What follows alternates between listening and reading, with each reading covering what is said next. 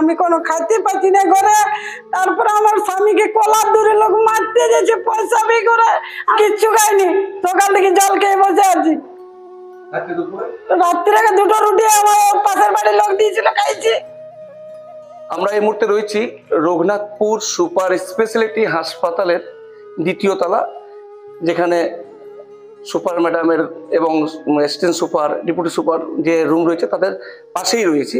সেখানে দেখতেই পাচ্ছেন 27 জন কর্মী রয়েছে, অস্থায়ী কর্মী। তারা 3 দিন ধরে, আগের দিন 2 দিন নয় 3 দিন ধরে তারা কিন্তু কর্মবিরতি করেছে। অবশ্যই ভাবছেন যে আমিও বসে গেছি, উপায় নেই, যা সিচুয়েশন, দাঁড়িয়ে থাকার মতন আমার কিন্তু পজিশন লাগলো না। কারণ ওনারা বসে আছে, আমি দাঁড়িয়ে থাকবো। ওনারা বলছে যে খিদার জ্বালায় আজকে বসে গেছি, কারণ ওরা বলছে ঠিক মতন খাবার খায়নি। খাবার কেন খায়নি? বলছে 4 মাস ধরে বেতন পাইনি, কেউ বলছে 6 মাস পাইনি। আরো বেতনের সঙ্গে আরো অনেক কিছু আছে, সেটা বিষয়ে শুনবেন। আমি এক কর্মীর সাথে কথা বলছিলাম, আমার মাসি বলেই জানি, 2-3টে মাসি আছে। তারা কথা বলতে বলতে তারা চোখে জল ফেলছিল, কারণ তাদের স্বামীকে নাকি পাড়ার লোক বা আশেপাশের লোক মানে মারার উপক্রম, কারণ টাকা দিতে পারছে না।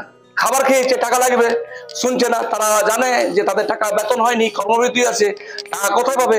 সেই কারণে কিন্তু তাদের খাবার অভাব দেখা দিয়েছে। কেউ হয়তো জল খেয়ে এসছে, কেউ হয়তো একটা রুটি খেয়ে এসছে, কেউ হয়তো আবার মার ভাত খেয়ে এসছে। কদিন চলবে? আজ নেতাদেরকে বলছি, আপনার বিভিন্ন দলের নেতাদেরকে বলছি, বিভিন্ন বিষয়ে আপনারা ছুটে আসেন হাসপাতালে, বিভিন্ন সোশ্যাল মিডিয়ায় ছবি পোস্ট করেন, নিজেদেরকে নেতা বানান, ভালো কথা। কিন্তু যারা হাসপাতালের কাজ করে, যারা এই নিয়ে যুদ্ধ করে, হয়তো কেউ ওটি স্টাফ আছে, কেউ আছে ড্রেসিং স্টাফ। আপনি চিনেন ভালো করে ব্যক্তিটাকে, ওই যে ব্যক্তি বংশীরা, উনি কিন্তু ড্রেসিং এর মাস্টার, উনি জানেন ভালো করে। আজ কত কত ড্রেসিং কিন্তু মানে কোনো উপায়ে হাসপাতালের ব্যক্তিরা, হাসপাতালের স্টাফরা কাজ মনে হয় চালাচ্ছে, কিন্তু ড্রেসিং এর মতন ড্রেসিং মনে হচ্ছে না। এটা আমার অভিজ্ঞতা বলছি। তো আজকে নেতাদের কোথায় দেখা যাচ্ছে? নেতারা আসতে পারছেন না কেন? আজ কথা কেন বলছেন না? তাদেরকে কেন বলছেন না যে আমরা দেখবো? ভোটের টাইমে শুধু নেতাদের দেখতে পাওয়া যাবে? প্রশাসনিক আধিকারিকরা এত নিউজ হয়েছে, এখনো পর্যন্ত কেউ একজন সেরকম ব্যক্তি এসে বলতে পারলো না যে বেতনটা আমরা দেখছি। আর 27 জন আজকে মাত্র স্টাফ, তার মধ্যে 4-5টা কোম্পানি। 9,000-এর মধ্যে তাদের বেতন সীমিত, কেউ 8,000, কেউ 8,500, কেউ 9,000-এর মধ্যে। তাও বেতন পাচ্ছে না 6 মাস ধরে। কি করে চলবে? আপনি নিজেদেরকে প্রশ্ন করুন তো। আপনি মনে চলতে ফিরতে মনে হয় সারাদিনে মনে হয় 1,000 টাকা খরচা করেন, তাহলে তাদের সংসারে চালাবার জন্য মাত্র 8 থেকে 9,000 টাকা, সেটা 30 দিন চালাতে হয়, সেটা আবার 6 মাস 4 মাস ধরে বন্ধ আছে। কি করে চলবে? আমি বলছি না, এটা কিন্তু যারা কাজ করছে তারাই বলছে। আমাদের খবর দেখতে থাকুন, দেখুন কি বলছে তারা, নিজেদের মুখে কি বলছে। বলতে বলতে তো কেঁদে ফেলছে। দর্শকদের উদ্দেশ্যে বলবো, আপনারা অবশ্যই আপনাদের মূল্যবান মন্তব্য কমেন্ট করুন, এবং এই খবর আমার প্রশাসনের দৃষ্টি আকর্ষণ করছি, যাতে তাদের সঠিক বিচার হয়, যাতে আর তাদের কর্মবিরতি করতে না হয়। তারা চাইছেন, বিদ্যুৎ দা কালকে পরশুদিন বলছিল ওনাদের ইচ্ছা নেই, হাসপাতালের প্রতি ওনাদের ভালোবাসার জন্মেছে। তারা দীর্ঘদিন 20 বছর ধরে 25 বছর ধরে কাজ করে আসছে, তাদের একটা ভালোবাসা জন্মেছে। তারা কাজ করতে বন্ধ করতে ইচ্ছা নেই, কিন্তু পেটের জ্বালায় তাদের বন্ধ করতে বাধ্য হয়েছে, এমনটাই বলছেন। ভালো থাকুন, সুস্থ থাকুন, এবং এই ভাইদের পাশে থাকুন।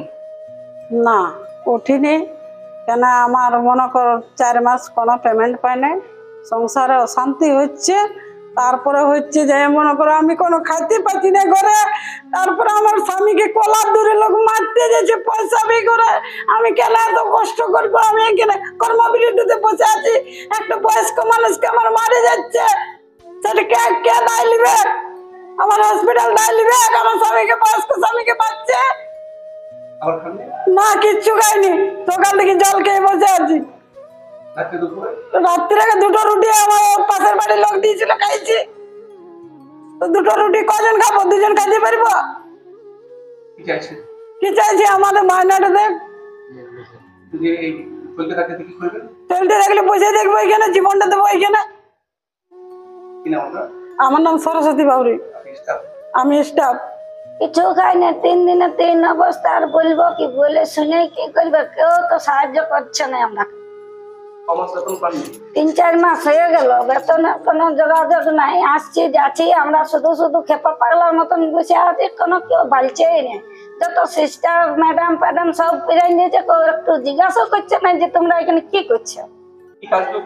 আমরা হাসপাতালে সুইপার, সেই বাথরুম ধুই, পাবলিক পেশেন্ট সবাই বাথরুম করে, সেই বাথরুম লা। তাহলে এখন তো পরিষ্কার নাই, পরিষ্কার আছে কিনা জানি না, আমরা বাথরুম দিকে এখন যাই নাই, 3 দিন ধরে তো এখানেই বসে আছি। বাথরুম কে দেখে দিবে? আমরা কেউ দেখছে নাই। কি চাইছি? ঠিকঠাক বেতন হোক। এবারে পাবলিকের কাছে মার খাইতে হবে, বিশেষ সবাই আগে মার খাবো রেশন দোকানদার কাছে। কেন না ওইটা তো রোজ দিন আগে মার খাবো না, না যদি তো লোককে টাকা দিয়ে ধার খাইলে কে ধার খাওয়াবে? বাবা ভাই তো কেউ নাই, আপন নিজের সংসার নিয়ে আছে, আমাকে কি দেখার জন্য আসবে কেউ? আমার নাম কল্পনা বাবু। বেতন 4 মাস বেতন হয় না, মুদিখানা দোকানে ধার দিচ্ছে না, ঘরে অশান্তি। ছেলেরা বলছে ছেলেরা কাজ করছে, ছেলেরা তো পয়সা দেয় না। ঘরে এসে বলি যে দোকানে মুদিখানা দোকানে ঘরে এসে দোকানদার বলেছে পয়সা কখন দিবে, তোমরা যা খেয়েছো পয়সাটা কখন দিবে? খাওয়া দাওয়া চলছে, বাসার বাড়ি দিচ্ছে দয়া দেখি। ও ছেলে নাই, ওরা শ্বশুর ঘর চলে গেছে। 3 দিন হয়ে গেল। আমরা সবাইকে বলেছি, আমাদের পাশে দাঁড়ায় নিয়ে এসে আজ পর্যন্ত আমাদের দেখতে কেউ আসে নাই। আমরা যে অনুষ্ঠানে বসে দেখতে আসে নাই, আমরাকে কেউ আসে নাই। চাইছি আমাদের ভালো করে বেতনটা আমাকে দাও, আমাদের পিএফ এসআই হলে আমার সব দেখ আমাদের। যে এখন যে আমরা বেতন পাইনি, আমরা দুর্গা পূজা আমরা বোনাস দিবে না, সেটা সন্দেহ। আমাদের বেতনটা ঠিক মতো দিচ্ছে না আমাকে। আমার নাম সন্ধ্যা বাউরি। হ্যাঁ, আমি স্টাফ। চাইছি আমাদের পেমেন্টটা ঠিক মতো দেখ, ঠিক আছে? ইএসআই পিএফ এগুলা তো কোনো 6 মাস ধরে দেখাই যাচ্ছে নাই, ঠিক আছে? আমরা শুধু সুপার ম্যাডামকে জানাচ্ছি, ম্যাডাম বলছে বলবো, কিন্তু কোনো খবরই দিচ্ছে না আমাদেরকে। হ্যাঁ, ম্যাডামকে বলেছি, ম্যাডামকে বহুতবার যাওয়া হয়েছে, ম্যাডামকে যাওয়া হয়েছে, সিএমও স্যারের কাছে যাওয়া হয়েছে, ঠিক আছে? কোনো উত্তর দেয়নি। কোনো নেতা কেউ আমাদের কোনো খোঁজ নেই। আমরা ধরুন এই বসে থাকাই আছি। সংসার চলছে কি, মুদিখানাতে সব জিনিস বন্ধ করেছি দিয়া, এবারে অনুমোদ করে পাশা বাড়ির লোকের কাছে ধার দেনা করে খাচ্ছি। আর এখন তো ধারও কেউ দিচ্ছে না আমাদেরকে, যে তোমাদের কোনো বেতনে ঠিকই নেই, তোমাদের ধার দেবো কি করে? যতক্ষণ না আমাদের এটা সংশোধন হয় ততক্ষণ আমরা আসি এমনি বসে। আমাদের যতক্ষণ না পেমেন্ট ক্লিয়ার হয় ততক্ষণ না আমরা এমনি আছি। আমার নাম বংশী চৌধুরী। আমি ড্রেসিং করি ও সব রঘুনাথপুর সুপার স্পেশাল হসপিটালে। আউটডোরে যত ড্রেসিং, ইনডোরে যত ড্রেসিং, সব ড্রেসিং আমি নিজে করি।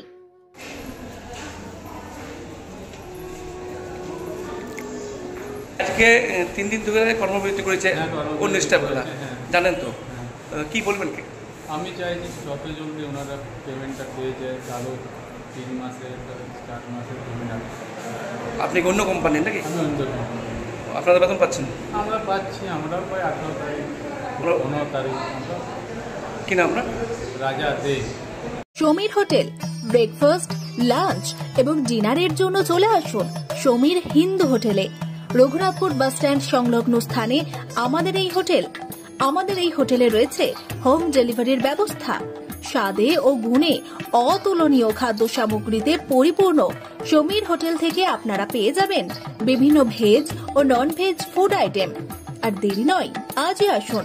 বিভিন্ন আইটেমের মধ্যে আপনারা পাবেন chicken chowmein, egg chowmein, veg chowmein, পাবেন egg roll, chicken roll, veg roll, রয়েছে chola bhatura, manchurian, chicken, mutton, fish, egg, mushroom, পনিরের রকমারি খাদ্য সামগ্রী। এছাড়াও পাবেন বিরিয়ানি, পোলাও, ফ্রাইড রাইস সহ আরো অনেক কিছু। তাই বিভিন্ন ধরনের সুস্বাদু খাদ্যের আস্বাদ গ্রহণ করতে আর দেরি নয়, চলে আসুন সমীর হোটেলে। উল্লেখ্য, এখানে হোম ডেলিভারির সুবিধা আছে। আর এই হোম ডেলিভারির পরিষেবাটি শুধুমাত্র রঘুনাথপুর পৌর এলাকার 13টি ওয়ার্ডের জন্য। আমাদের ঠিকানা সমীর হোটেল, রঘুনাথপুর নতুন বাস স্ট্যান্ডের সামনে। হোম ডেলিভারির মাধ্যমে খাবারের অর্ডার দিতে ফোন করুন আমাদের নম্বরে। আমাদের যোগাযোগের নম্বর 9883051987, এছাড়াও 81590222724।